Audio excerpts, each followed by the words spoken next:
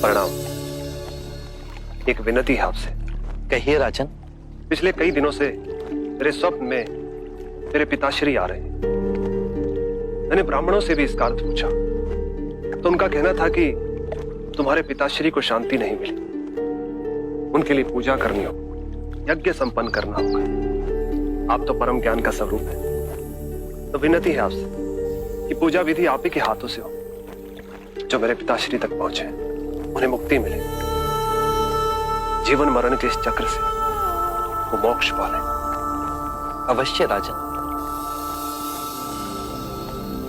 आप मिट्टी के 2 घड़े मंगवाइए, एक में घी भरवाइए और एक घड़े में कंकड़ पत्थर भरवाइए,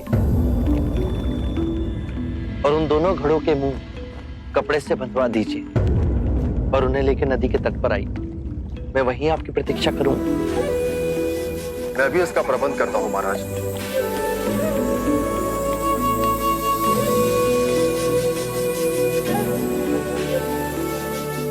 महाराज, अब आप इन दोनों घड़ों को पानी में डाल दीजिए।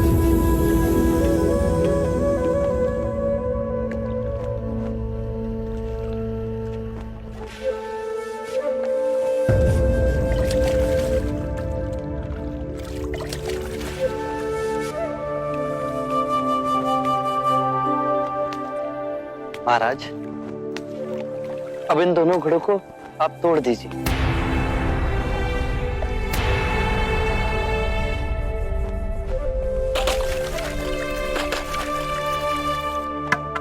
महाराज, अब आप ध्यान से देखिए कि ऊपर उठ पानी पर तैरने लगा।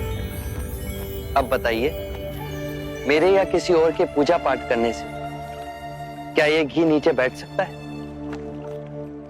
असंभव।